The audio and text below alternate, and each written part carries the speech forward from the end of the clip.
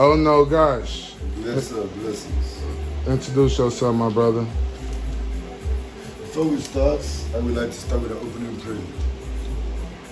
Otito deniya ihowi mo meri amane apo.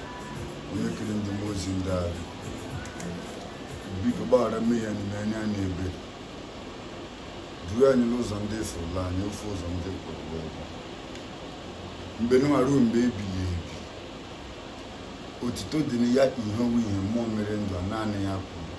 Onye kiri ndị mmụọ ozi ndị agha. Biko gbaghara mmehie anyị na anya anyị ebe.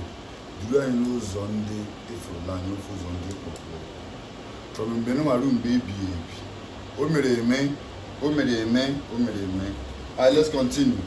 Blessings and peace to all. Me, I can say introduction. I am Ono Gash. Ono, son of Ethno the second, soon Ethno the third. Okay, let's continue. Further ado, motivational speaker. Furthermore.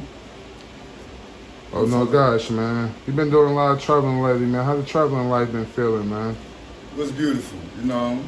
I did go on what I call a North American tour to see what makes America great, you know, and it was something to behold, you know, like South Carolina, you know, such places where it's a tourist attraction because of slavery, you know, and a lot of people do like not to go to this attraction. You know what I mean? Very baffling. I mean, some states on the travel was known as sundown states. You know? Alright, so I follow you and I hear what you preach. And one thing you preach is owning your own name. Can you elaborate on that? Certainly. You know, a lot of people already know what's going on. For example, what is your name and who are you are two different set of questions.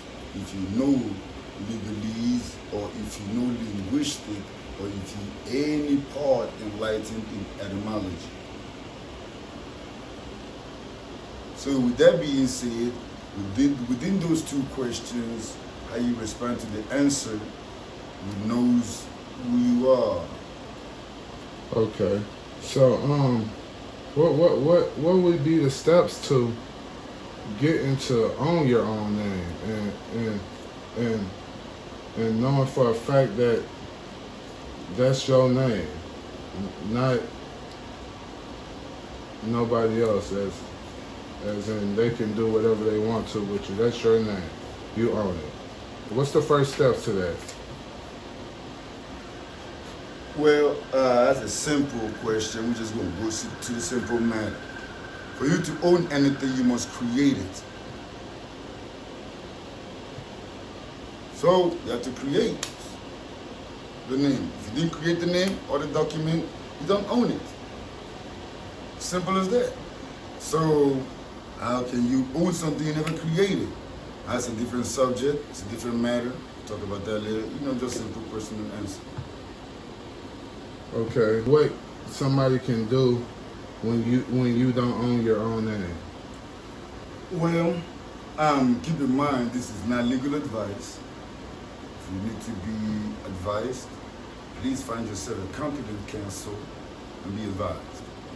This is just for entertainment purposes and for educational purposes. Said counseling. Okay. Well, like I elaborated earlier, with that being said, you can do nothing because the owner of the name do as he pleases with the name because he owns it. Don't you do what you please with your own boxers? But do you own the boxers? No, you're renting the boxer from the owner that manufactured it and sold it to you. Now, by you not owning yourself, some entities such as the police, call them whatever police, I call them the police, you know, very irritating, could apprehend the person, strip them of everything they have on them that they thought they bought or owned, and then give them a yellow jacket to let them know that they own the name they will be using for business. Because everybody have an ID, and the ID in your pocket, in your wallet, in your drawer, you have a birth certificate to start with to prove the name. So where did you get the name from? Isn't it from the birth certificate? True, correctly.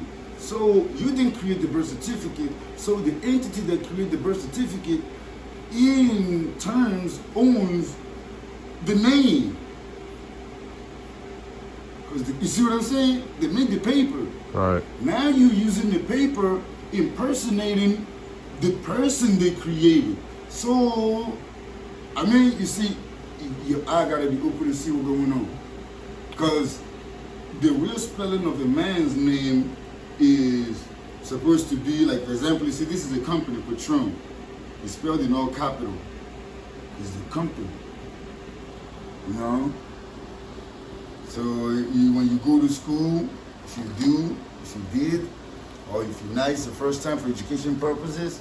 So the right pronunciation of a person's name is the right way to pronounce it.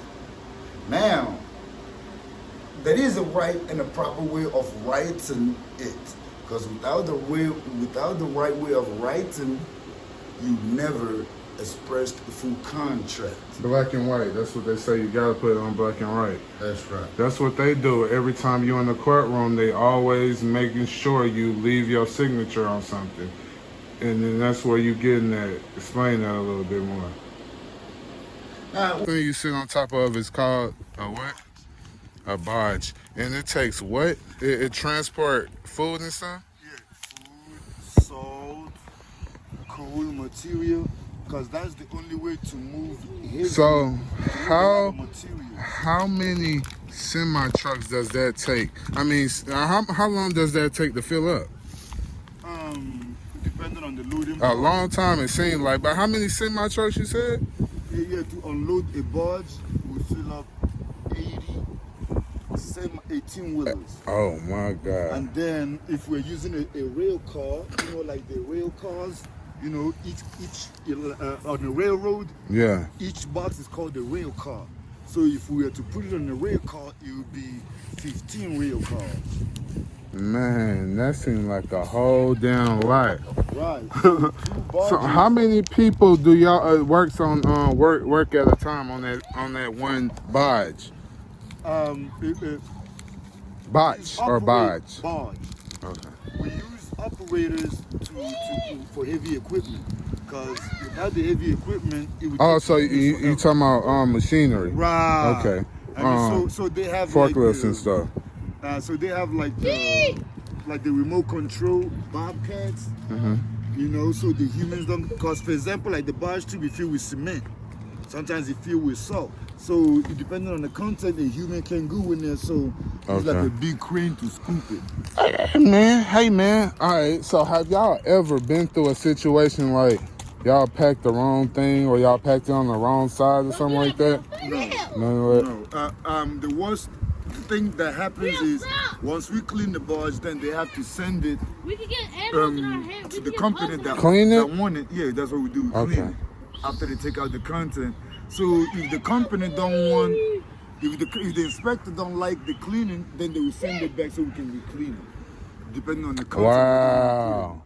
Right, Man, so, that will piss me the fuck off, man. So usually the cement go to the cement, and and the corn go to corn. But sometimes we have to get them used, so we make sure we use all. So has that ever happened to you before? Huh? Has that ever happened to you before? Yeah, that did happen.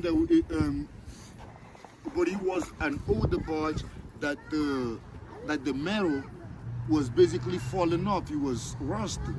Okay. So he wasn't our fault. You know what I mean? So he had more rust in it that the supervisor then had to just cancel the barge, you know, because after life expectancy of the barge, they so they got sent it back. No, you had to cut it up, cut it in pieces. Oh, okay. So that it's a big ass metal, right? Yeah. Because you know a boat is actually not a whole boat. It's still in the hull.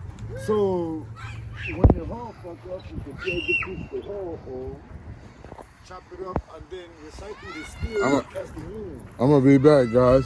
But you know what it looked like to me though? It looked like one of those big old things that trash take that